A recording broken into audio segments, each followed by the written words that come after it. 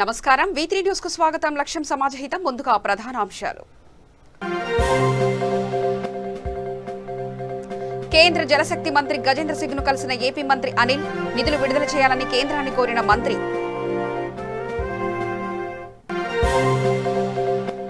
షాద్నగర్ లో mini stadium ప్రారంభోత్సవం ముఖ్య అతిథిగా హాజరైన మంత్రి శ్రీనివాస్ గౌడ్.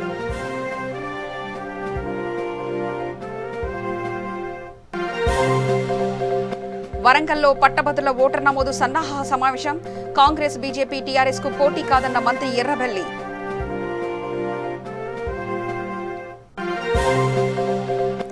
మహబూబాబాద్ కలెక్టరేట్ లో మంత్రి సత్యవతి సమీక్ష. నూతన రెవెన్యూ మున్సిపల్ చట్టంపై అధికారులతో చర్చ.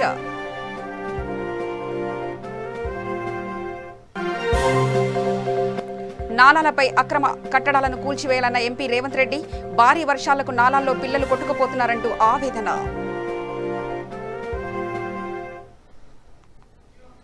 ఇక వివరాలకు వెళ్తే కేంద్ర జలశక్తి మంత్రి గజేంద్ర సింగ్ ను రాష్ట్ర మంత్రి అనిల్ యాదవ్, ఎంపీలు మిథున్ రెడ్డి, గోరట్ల మాధవ్, కృష్ణదేవరాయలు కలిశారు. పోలవరం బకాయిలు, పునరావాసం, ప్యాకేజీ నిధులు విడుదల చేయాలని కోరారు.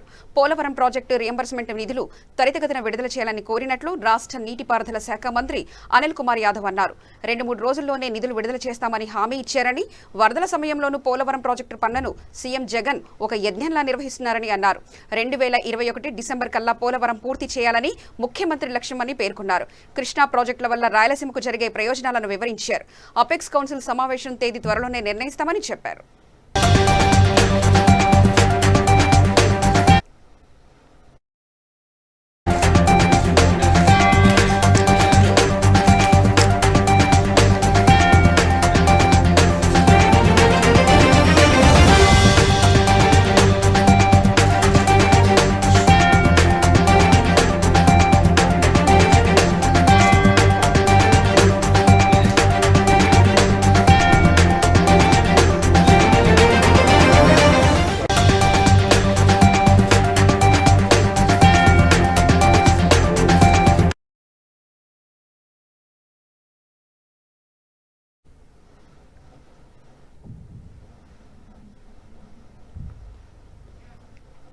రంగారెడ్డి జిల్లా షాద్నగర్ పట్టణంలో ప్రభుత్వ మినీ స్టేడియాన్ని రాష్ట్ర ఎక్సైజ్ శాఖ మంత్రి శ్రీనివాస్ గౌడ్ ప్రారంభించారు. ఎమ్మెల్యే అంజయ్య యాదవ్ ఆధ్వర్యంలో జరిగిన ఈ ప్రారంభోత్సవ కార్యక్రమానికి Rangareddy Zilla Parishad chairman Reddy Anitha Reddy, vice chairman Ganesh, sports authority chairman Allipuram Venkateswara Reddy, municipal chairman Narender, vice chairman Natarajan, ZPTC Venkatrama Reddy, కౌన్సిలర్లు తదితరులు పాల్గొన్నారు.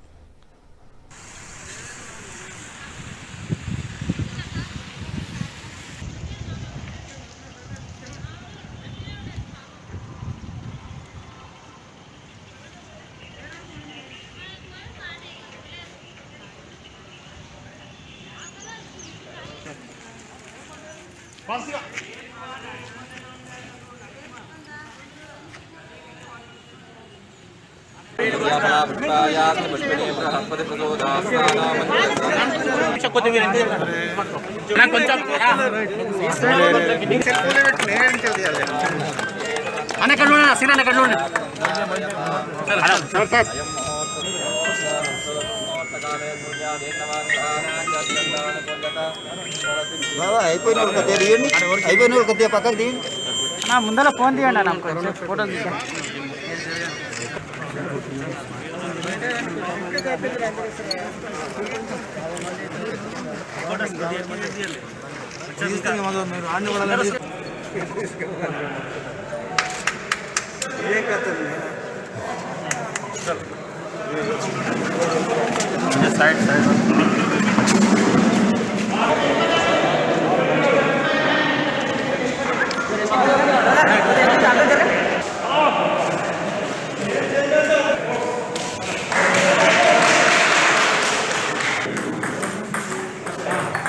శ్రీనివాస్ గౌడ్ గారికి, జిల్లా పరిషత్ చైర్పర్సన్ అనితారెడ్డి గారికి, అదేవిధంగా జిల్లా పరిషత్ వైస్ చైర్మన్ ఈట గణేష్ గారికి, స్పోర్ట్స్ అథారిటీ చైర్మన్ వెంకటేశ్వరరెడ్డి గారికి, ఆర్డీఓ గారికి, మున్సిపల్ చైర్మన్ నరేందర్ గారికి, వైస్ చైర్మన్ నటరాజ్ గారికి, ఎంపీపీ గిరీష్ గారికి, జెడ్పీటీసీ వెంకటరామరెడ్డి గారికి, గౌరవ కౌన్సిలర్లకు, పంచులకు, గౌరవ సింగల్ చైర్మన్లకు, ప్రజాప్రతినిధులందరికీ, ఇక్కడ విచ్చేసిన క్రీడాకారులకు, విలేకరులకు అందరికీ నమస్కారం.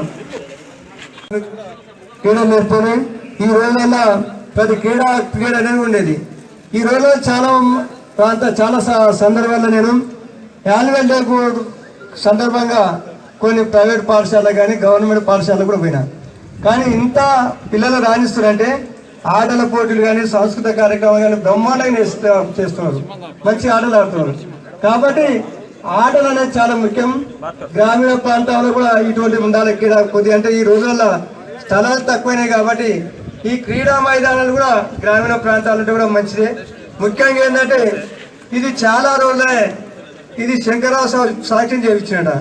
గౌరవనీయులు జిల్లా పరిషత్ చైర్మన్ అనిత హరినాథ్ రెడ్డి గారు, గౌరవనీయులు మా sports authority chairman Allipuram Venkateswara Reddy గారు, గౌరవనీయులు మున్సిపల్ చైర్మన్ నరేందర్ గారు, జెడ్పీ వైస్ చైర్మన్ ఈట గణేష్ గారు, జెడ్పీసీ వెంకటరామరెడ్డి గారు దిశానిర్దేశం ఇచ్చినట్లు అవుతుంది. కాంపిటీషన్ దొరుకుతుంది స్పోర్ట్స్లో. ప్రతి ఆటగాడు గెలవాలనుకుంటాడు కానీ ప్రతి ఆటగాడు ఓడిపోవాలనుకోడు. నువ్వు క్రికెట్ ఆడినా, వాలీబాల్ ఆడినా, ఫుట్బాల్ ఆడినా గోల్ కొట్టాలనే లక్ష్యం ఉంటుంది. అంటే ఒక లక్ష్య సాధనకు చిహ్నమే క్రీడలు అనమాట. కనుక క్రీడాకారులు ఎప్పుడు కూడా గెలవాలంటే ఆ మనస్తత్వం అనేది చదువులో కానీ పాజిటివ్ థింకింగ్స్, పాజిటివ్ వేవ్స్ అనేటివి ఉంటాయి మనుషులకు. ఈ క్రీడ అనేది చాలా అవసరం, గ్రౌండ్లో అవసరం. మరి అంజనా గారు షాద్నగర్ నియోజకవర్గంలో ఇలా స్టార్ట్ చేయించడం, దీన్ని ఇంకా ఆధునీకరణ చేద్దాం గ్యారెంటీగా. ఎమ్మెల్సీ ఎన్నికల్లో వరంగల్ తూర్పు నుంచి మంచి మెజార్టీ వస్తుందని ఆశించారు మంత్రి ఎర్రబెల్లి దయాకర్ రావు. వరంగల్ రూరల్ జిల్లా తూర్పు ఎమ్మెల్యే నన్నపనేని నరేంద్ర సమక్షంలో నిర్వహించిన పట్టభద్రుల ఓటర్ నమోదు సన్నాహ సమావేశంలో మంత్రి ఎర్రబెల్లి దయాకర్ రావు, రాష్ట్ర ప్రణాళిక సంఘం ఉపాధ్యక్షుడు వినోద్ కుమార్, నగర మేయర్ గుండా ప్రకాష్ పాల్గొన్నారు. ఈ కార్యక్రమంలో మంత్రి మాట్లాడుతూ పట్టభద్రుల ఎన్నికలకు కార్యకర్తల గెలుపు లక్ష్యంగా కృషి చేయాలని అన్నారు. బీడీ కార్మికుల సమస్యలు ఎమ్మెల్యే నరేందర్ తన దృష్టికి తీసుకువచ్చారని, త్వరలోనే బీడీ కార్మికుల సమస్యలు పరిష్కరిస్తామని హామీ ఇచ్చారు. కరోనాతో బాధపడుతున్న పేద కుటుంబాలకు తాము అండగా నిలుస్తామని, వారింటికే మెడికల్ కిట్లను పంపిస్తామని అన్నారు.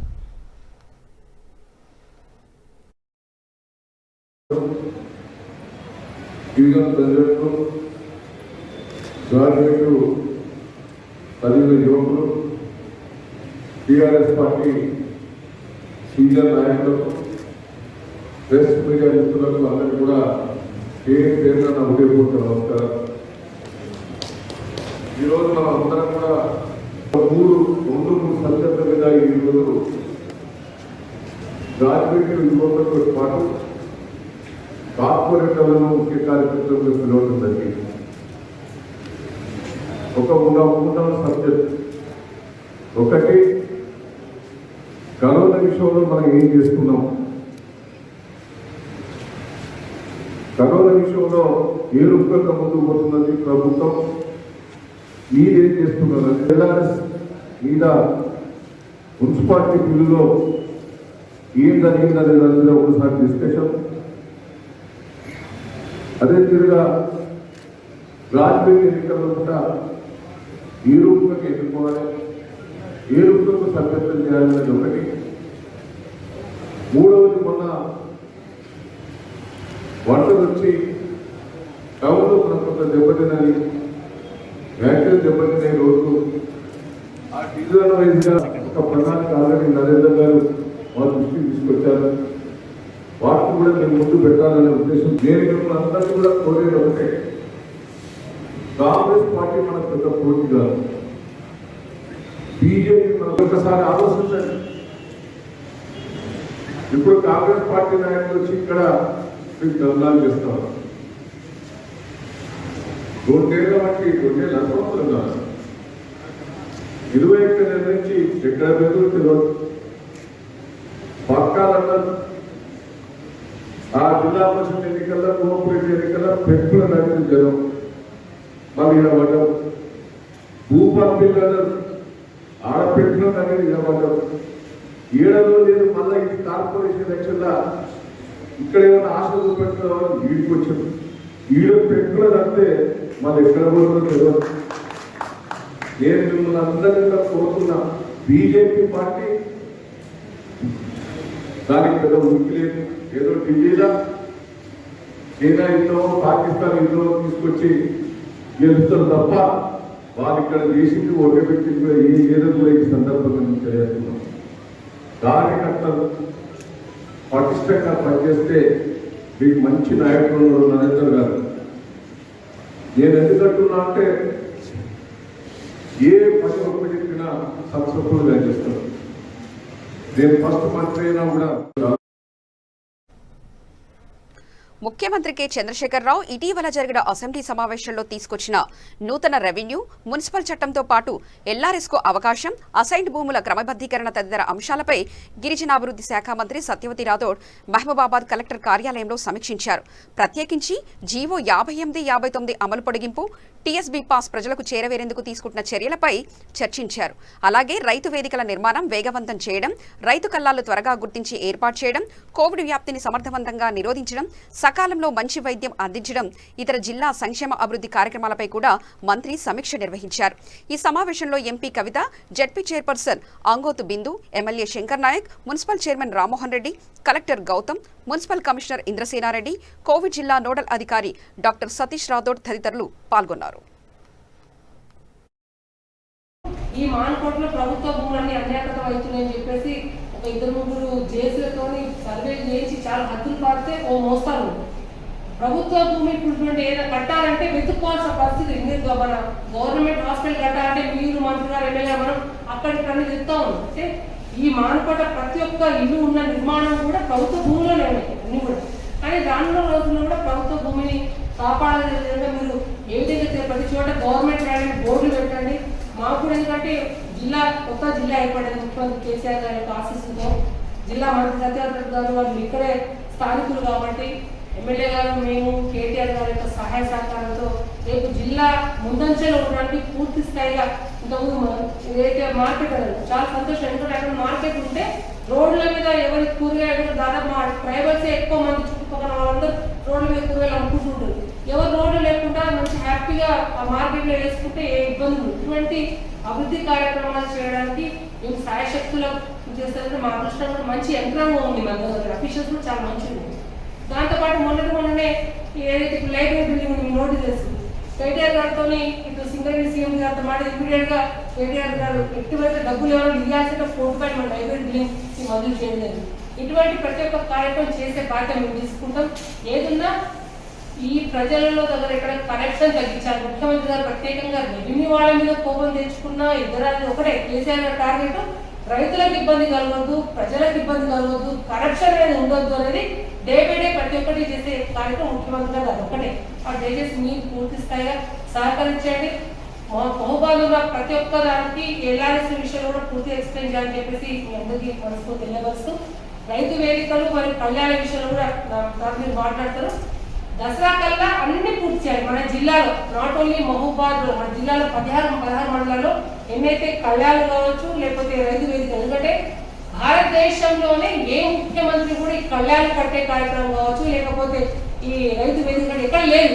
నిన్న పార్లమెంట్ లో చూస్తే మేము టీఆర్ఎస్ పార్టీ నుంచి అందరు ఎమ్మెల్యేలు కూడా ఈ ఏదైతే రైతులకు సంబంధించిన అక్కడ ఉందో దాన్ని మేము పూర్తిగా వ్యతిరేకించాం. ఎందుకంటే రైతులకు వ్యతిరేకంగా కేంద్ర ప్రభుత్వం పనిచేస్తా ఉంది. కానీ ముఖ్యమంత్రి కేసీఆర్ గారు వాళ్ళ రాష్ట్ర ప్రభుత్వంలో కోవిడ్ టైంలో అధికారులకు సరే జీతాలు ఇవ్వలేకపోయినా ఏం చేయలేకపోయినా కూడా 7,000 కోట్ల రూపాయలు రైతు బంధు పైసలు వేసిందంటే ఒక ముఖ్యమంత్రి కేసీఆర్ గారు వారి వల్లనే. అంటే వారు చేసే ప్రతి కార్యక్రమం కూడా రైతులను ఉద్దేశించి రైతులకు బెనిఫిట్ అయ్యే విధంగా రైతు ప్రభుత్వం మన కేసీఆర్ గారి ప్రభుత్వం కాబట్టి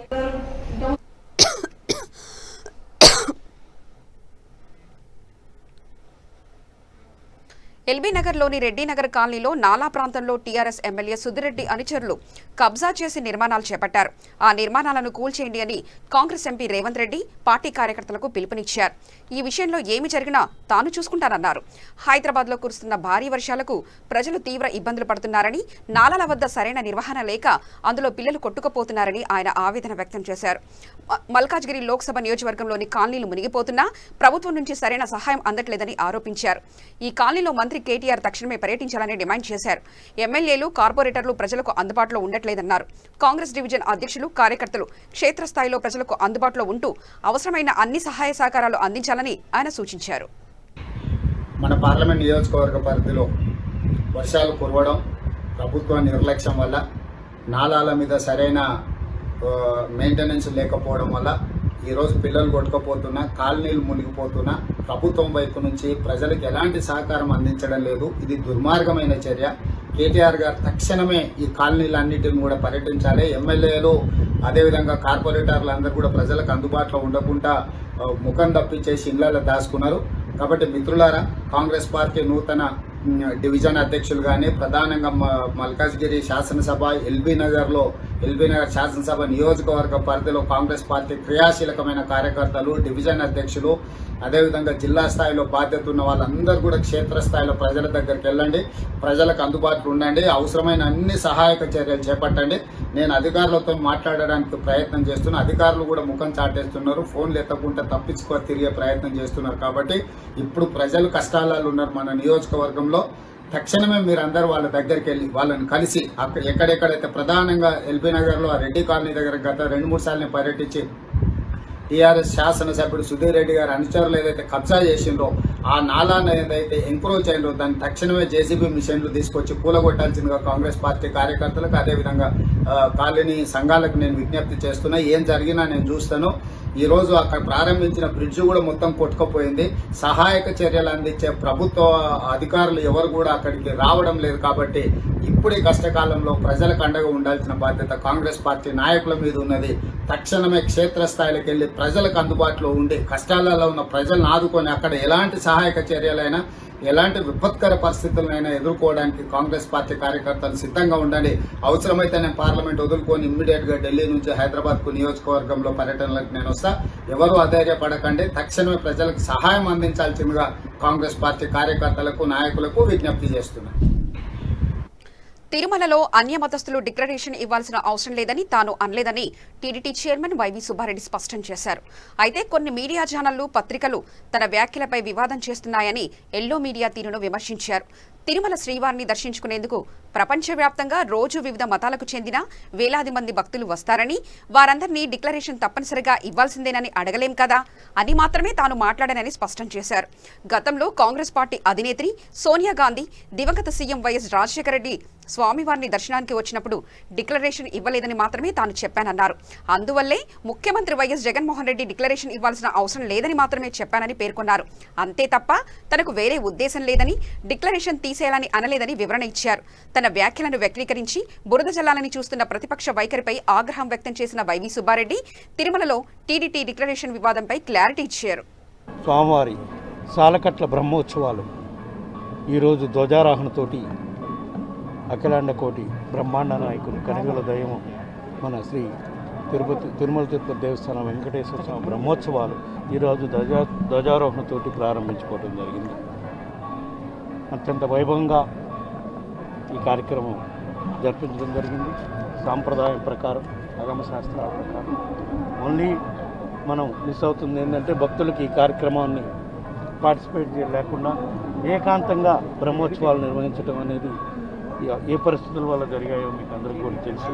ఈ కరోనా వ్యాప్తి చెందుతున్న దృష్ట్యా బ్రహ్మోత్సవాలు ఏకాంతంగా నిర్వహిస్తూ ఈరోజు ధ్వజారోహణ కార్యక్రమం ఊహించుకోవడం జరిగింది.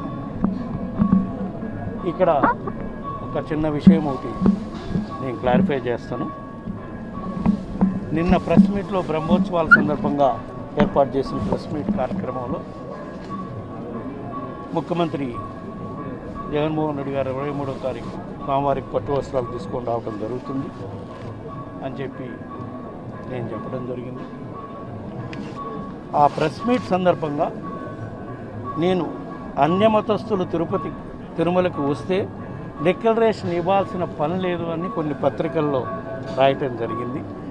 నేను క్లియర్గా అందుకే నిన్న ప్రెస్ కాన్ఫరెన్స్లో చెప్పాను, ఇక్కడ మనం రాజకీయాలు చేయొద్దు, దేవుడి దగ్గర ఆ విషయాల జోలికి పోవద్దంటే మీలో మీడియా సోదరులు ఎవరో మళ్ళా నన్ను అడిగారు.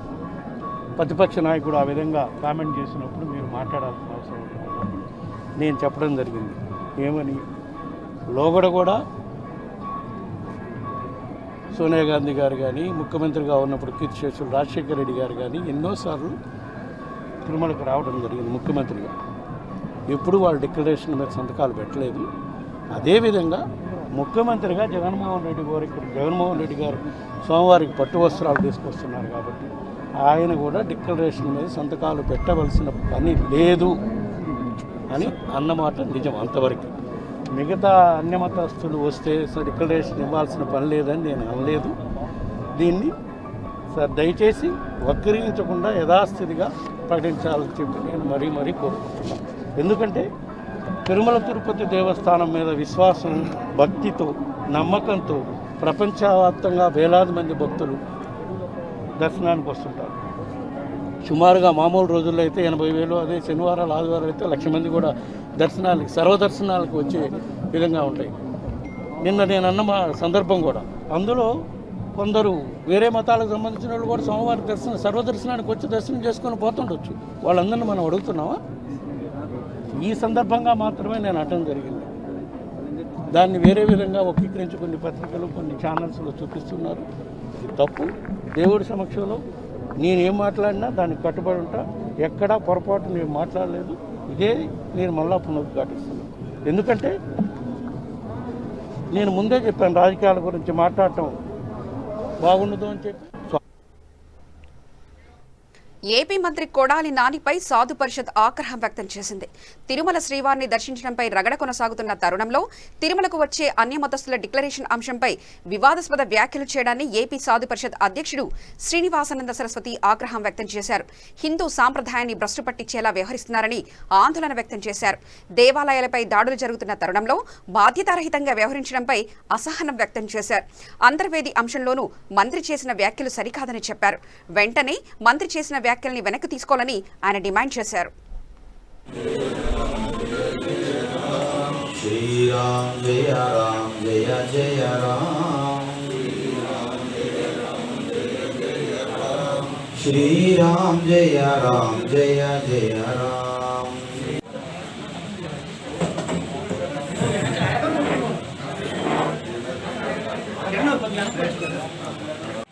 హిందూ బంధువులందరికీ కూడా నమస్సుమానేది సమర్పించుకుంటూ, ఈ రాష్ట్రంలో హిందువులుగా మేము పుట్టడమే తప్పు అని మేము మీడియా ముఖంగా ప్రభుత్వానికి అడుగుతున్నాం.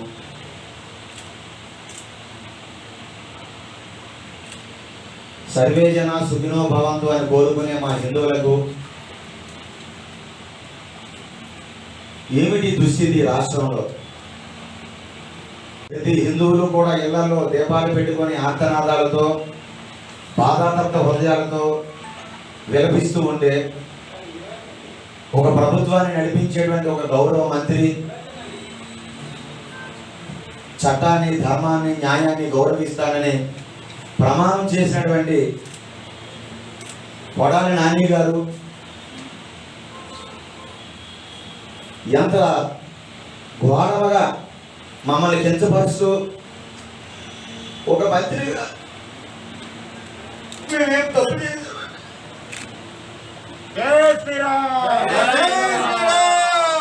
వాళ్ళ దేవుడు బొమ్మలు అంటున్నారు. పగిలిపోతే తప్పేంటి? ఒక బొమ్మే కదా. మీ ఆంజనేయ స్వామి చెయ్యి విరిగిపోతే నష్టమేంటి? అది ఒక బొమ్మే కదా. రథాలు తగలబడిపోతే మన డబ్బులు ఉన్నాయి, మేము కట్టేస్తాం కదా. ఏంటంటే ఎంత దారుణం అంటే రాష్ట్రంలో ఉద్యమం చేసి అడిగితే పోలీస్ స్టేషన్లో పడేస్తున్నారు, తప్పుడు కేసులు పెడుతున్నారు. ఎంత దారుణం అండి. ఒక మంత్రిగా ఉండి కూడా, ఒక బాధ్యత ఒక పదవిలో ఉండి కూడా అటువంటి ఆయన మాట్లాడొచ్చండి.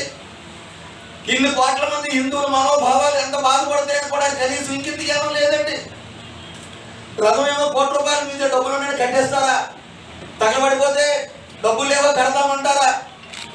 తిరుమల తిరుపతి వెంకటేశ్వర స్వామి ఆ డెక్లరేషన్ ఇవ్వకుండా చెప్తే నష్టమేమంటారా? ఒక మంత్రిగా ఇటువంటి మాట్లాడొచ్చండి. ఏం తప్పు చేసాం, ఏం పాపం చేసామండి మేము హిందువులుగా? మమ్మల్ని ఇలా ఇబ్బంది పెడుతున్నారు, మమ్మల్ని బాధ పెడుతున్నారు, మమ్మల్ని చాలా హింసకి గురి చేస్తున్నారు.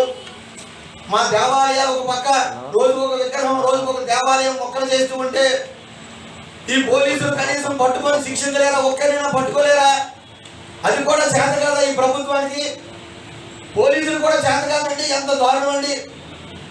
రోజు రోజు జరుగుతున్నా కూడా ఒక్కరిని పట్టుకుందా ఈ ప్రభుత్వం చెప్పమనండి. మీరు అసమర్థమైన పరిపాలన చేసి పైపెచ్చు ఎవరైతే ఈ ధర్మం కోసం మాట్లాడుతున్నారో వారి మీద కేసులు పెడుతున్నారు. ఈ దేవాలయ విధ్వంసం చేసిన వారు హాయిగా వీధుల్లో తిరుగుతున్నారు. ఇక పశ్చిమ గోదావరి, తూర్పు గోదావరి జిల్లాలో భారీ వర్షాలు కురుస్తున్నాయి. దీంతో జిల్లాలోని లోతట్టు ప్రాంతాలు జలమయమయ్యాయి.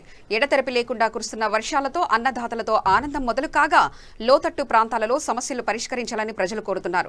ఇక తూగో జిల్లాలో తూని, అన్నవరం ప్రాంతాలలో జోరు వానలు కురుస్తుండగా పంపా జలాశయంలోకి ప్రవాహం పెరుగుతుంది. జిల్లా వ్యాప్తంగా జలకళ సంతరించుకోవడంతో అన్నదాతలు ఆనందంతో ఉన్నారు.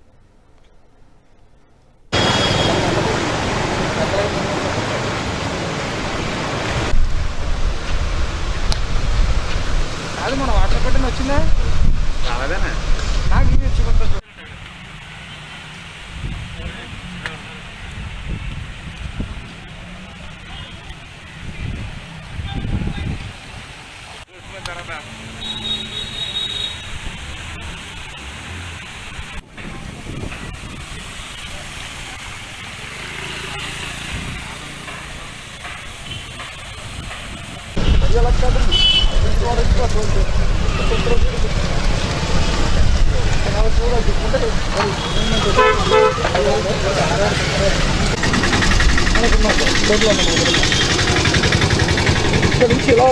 ఈ రోడ్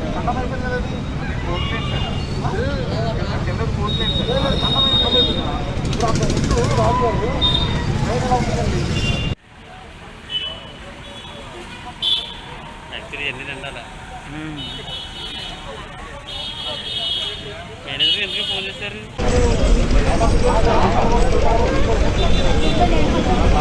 పట్టణంలో సాముత్ నగర్ ఏరియాలో గత 4 రోజుల నుంచి చూస్తున్న వర్షాల వలన మోకాళ్ళలో నీరు వచ్చి నీరు బయటికి పోకుండా ఉండటం జరిగింది. స్థానిక ప్రజలు, నాయకులు అందరూ కూడా వచ్చి సమస్యని తెలియపరచడం జరిగింది. మున్సిపల్ అధికారులు, ఎస్సీ గారితో, ఎంఈ గారితో, ఇంజనీర్లతో అందరితో వచ్చి ఈ ప్రాంతాన్ని కూడా చూసాం. ప్రాబ్లం ఏంటంటే అన్నీ కూడా రోడ్లు శాంక్షన్ అయినాయి, రోడ్లు వేస్తున్నాం. గత 2 నెలల్లో, ఇంకొక 2 నెలల్లో రోడ్లు వేసే కార్యక్రమం పూర్తయింది. ఇదే కాకుండా గతంలో నేను ఎమ్మెల్యేగా ఉన్నప్పుడే ఈ డ్రైన్ సిస్టమ్ మీద కాన్సన్ట్రేషన్ చేసి సాముత్తర 5వ వీధికి సంబంధించిన డ్రైన్ సంబంధించి డైవర్షన్స్ చాలా పెట్టాం. ఇప్పుడు కూడా ఎస్సీ గారికి ఇన్స్ట్రక్షన్ ఇచ్చాం. త్వరలోనే ఒక డిజైన్ తయారు చేయమన్నాను. 1-2 నెలల్లో టెండర్ పిలిపించి ఈ ప్రాంతం కూడా ముప్పు లేకుండా చేస్తామని చెప్పి అందరూ కూడా మాట్లాడడం జరుగుతుంది. ముఖ్యంగా కాకినాడ ప్రజలందరినీ కోరుకునేది ఒకటే, వర్షం గట్టిగా పడినప్పుడు 2-3 గంటలు నీరు ఉంటున్నమాట వాస్తవం. ఇక్కడే కాదు, ప్రపంచవ్యాప్తంగా ఎక్కడ గట్టిగా వర్షం కొట్టినా నీరు నిల్వ ఉంటుంది. మనం ఆలోచించవలసింది ఏమిటి అంటే, వర్షం తగ్గిపోయిన తర్వాత, వాతావరణం తెరిపించిన తర్వాత అనేక ప్రాంతాల్లో 2 గంటల లోపల నీరు లాగేస్తుందో, నీరు వెళ్ళిపోతుందో లేదో చూసుకోండి. ఏ ప్రాంతంలోనా కూడా వర్షం తగ్గిన తర్వాత 2 గంటలు నీరు వెళ్ళకపోతే ఇమ్మీడియట్గా నాకు కానీ అధికారి కానీ కంప్లైంట్ చేయండి. తప్పకుండా రెక్టిఫై చేస్తాను. మీకు అందరికీ కాకినాడ పట్టణ ప్రజలందరికీ మాటిస్తున్నాను. వర్షాకాలం సహకరించమని మిమ్మల్ని కోరుకుంటున్నాను. Thank you. కడాలి నాని, కొడవలి నాని అంటూ ఏపీ బీజేపీ నేత ఆదినారాయణ రెడ్డి విమర్శలు గుప్పించారు. విశ్వవ్యాప్తంగా హిందూ ధర్మాన్ని విస్తరించాలని విశ్వ హిందూ పరిషత్ సంకల్పించిన వేళ మంత్రి కొడాలి నాని చేసిన వ్యాఖ్యలు హిందువుల మనోభావాలు దెబ్బతీసేలా ఉన్నాయని అన్నారు. స్వామి భక్తి అధికంగా ఉంటే జగన్పై చూపించాలే కానీ హిందూ ధర్మాన్ని దూషించేలా వ్యాఖ్యలు చేయడం సరికాదని చెప్పారు. రాష్ట్రంలో హిందూ ధర్మంపై దాడులు జరుగుతున్న సమయంలో కొడాలి నాని వ్యాఖ్యలు హిందువులో ఆందోళన కలిగిస్తున్నాయని, మంత్రి నాని తన తీరు మార్చుకోవాలని ఆయన హితవు పలికారు. కొడాలి నాని కొడవద్ద నరికినట్టుంది పరిస్థితి. మాటలు కొడాలి నానే, కొడవలి నానే ఏంది? ఆంజనేయునికి చేయబోతే ఏమి, ఆంజనేయునికి ముక్కుపోతే ఏమి, ఆంజనేయునికి తోకపోతే ఏమి? అది ధర్మము, హిందూ ధర్మము. అసలు ఆడ డిక్లరేషన్ ఏం సంతకం పెట్టుకుంటే ఏమవుతుంది? ఏం లోపలికి పోతే ఏమవుతుంది? ఏమైనా గొప్పనా అని అంటున్నాడు. మేము హిందూ మనోభావాల ధర్మాన్ని కాపాడమని చెప్తాంటే నువ్వు జగన్ ధర్మం కాపాడాలని. నీ పదవి కావాలా? హాఫ్ టైంలో అయినాక తీసేస్తారు, ఫుల్ టైం కావాలా? నువ్వు జగన్కి నువ్వు పోడుకో. నీ జగన్ను హిందూ ధర్మం, ఇస్లామిక్ అయితే ఇస్లామిక్ ధర్మం, లేదా క్రిస్టియానిటీ అయితే క్రిస్టియానిటీ ధర్మం పాటించాలా. జైన మతాన్ని కూడా పొగడాలా. ఈయన మతం మంచిదే, బుద్ధ మతం మంచిదే, సిక్కు మతం కూడా గొప్పదే. ఈ దేశంలో విభిన్న మతాలు ఉన్నాయి, ఎవరికి ముద్దు వాళ్ళకు. కానీ కించపరిచినట్లు హీనంగా కొడాలి నానే కొడవలి నానే, మళ్ళీ చెప్తున్నా, నువ్వు మానుకో, నీ ఇష్టం వచ్చేట్టు మాట్లాడతావు. ఏందో నీ భాష, ఏం పెద్ద గొప్పనా? హిందూ ధర్మం విశ్వ హిందూ పరిషత్తు ఈ దేశంలో ఇక్కడ కాదు, విశ్వ హిందూ పరిషత్ యొక్క ఉద్దేశం ఈ దేశం కాదు, విశ్వానికే హిందుత్వం పెంచాలనే వాళ్ళ ఉద్దేశాన్ని. ఆర్ఎస్ఎస్ వాదం ఉంది బీజేపీకి సపోర్టుగా. అసలు ఆర్ఎస్ఎస్ వాదాన్ని ప్రణబ్ ముఖర్జీ గారు కూడా మొన్న చనిపోయిన రాష్ట్రపతి గారు కూడా సమర్థించారు. ఈ వాదాలకు తగ్గట్టుగా, మంచికి తగ్గట్టుగా ఒకవైపు అయోధ్య రామాలయం కట్టాలా, అది కూడా వద్దంటావు నువ్వు. నీ ఇష్టం, ఏమైనా చెప్తాను. నీకు స్వామి భక్తి ఎక్కువైంది, నీ యొక్క పదవి కోసం పాకులాట, నీ అడ్డదిడ్డాల భాష మానుకో. ఇది విప్లవం జరుగుతుంది నీ పైన, ఎవ్వరు ఊరుకున్నారు. చాలా సీరియస్గా ఉంది మ్యాటర్. ఒకవైపు మద్దదాడులు, ఆడ అంతర్వేదిలో దహనం అయితే ఏమవుతుంది? 1 కోటి రూపాయలు పోతాయి అంట, 6-7 లక్షలు ఆడ విగ్రహాలు పోతే ఏమైనా కొంప పోతాయా అంటాడు ఆడ దుర్గమ్మ గుడి. అంటే ఏదంటే అది మాట్లాడమేనా? ఏం నీ పాలగాంతేనమాట? ఎందుకు ఒప్పుకుంటారట? ఈ దేశం ఎందుకు ఒప్పుకుంటారు? ఒకవైపు మొన్న నవంబర్ నాడు ఆ తీర్పు వచ్చింది.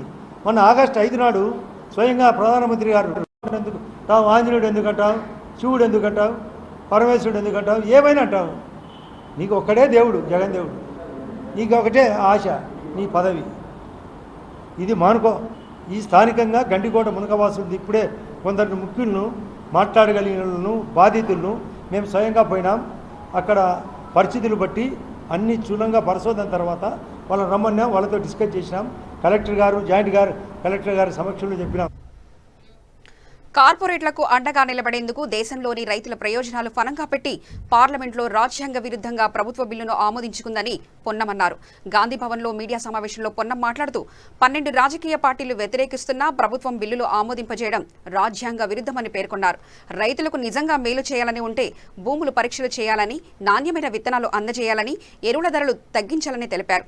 ఇందుకు వ్యతిరేకంగా కార్పొరేట్ మిత్రులకు దేశంలోని వ్యవసాయాన్ని అందించాలనే లక్ష్యంతో మోదీ వ్యవసాయ బిల్లులు తెచ్చారని ఆగ్రహం వ్యక్తం చేశారు. పంజాబ్, హర్యానాలో రైతులు పెద్ద ఎత్తున ఉద్యమాలు చేస్తున్నారని, రైతుల వ్యతిరేక బిల్లును ప్రభుత్వం వెంటనే ఉపసంహరించుకోవాలని ఆయన డిమాండ్ చేశారు.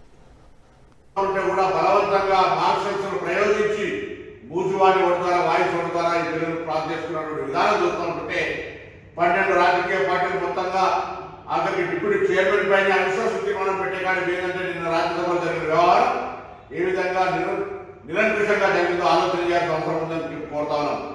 ఎప్పుడు కాంగ్రెస్ రైతుల పట్ల, రైతుల సంక్షేమం పట్ల, రైతుల యొక్క ప్రయోజనాలకు సంబంధించి ఆలోచించే పార్టీగా ఈ ప్రభుత్వాన్ని డిమాండ్ చేస్తా ఉంది.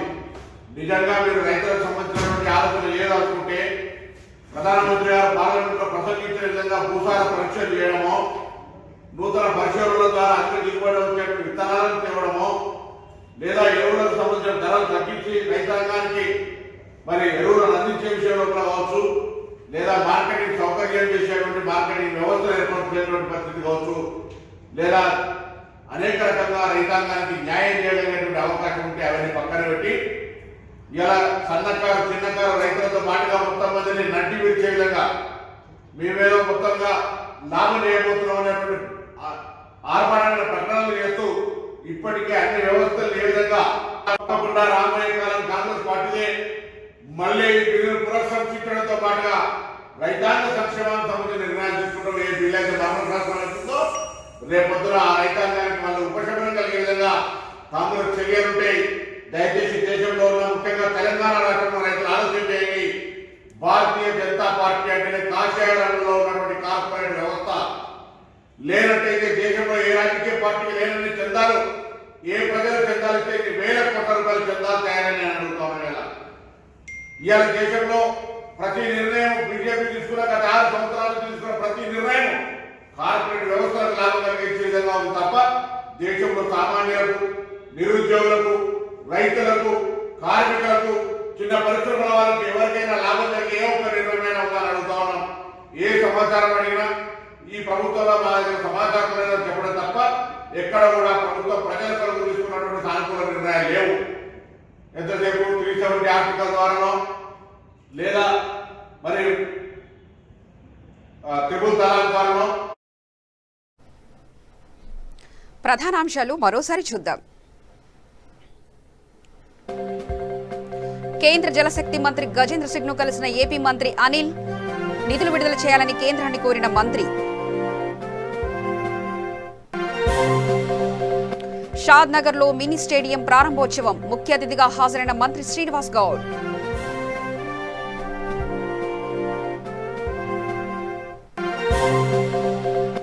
వరంగల్లో పట్టభద్రుల ఓటరు నమోదు సన్నాహక సమావేశం, కాంగ్రెస్ బీజేపీ టీఆర్ఎస్ కు పోటీ కాదన్న మంత్రి ఎర్రబెల్లి.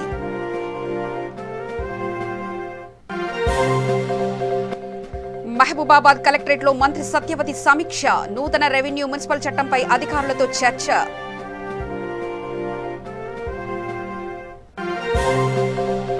నాలాలపై అక్రమ కట్టడాలను కూల్చివేయాలన్న ఎంపీ రేవంత్ రెడ్డి, భారీ వర్షాలకు నాలాల్లో పిల్లలు కొట్టుకుపోతున్నారంటూ ఆవేదన.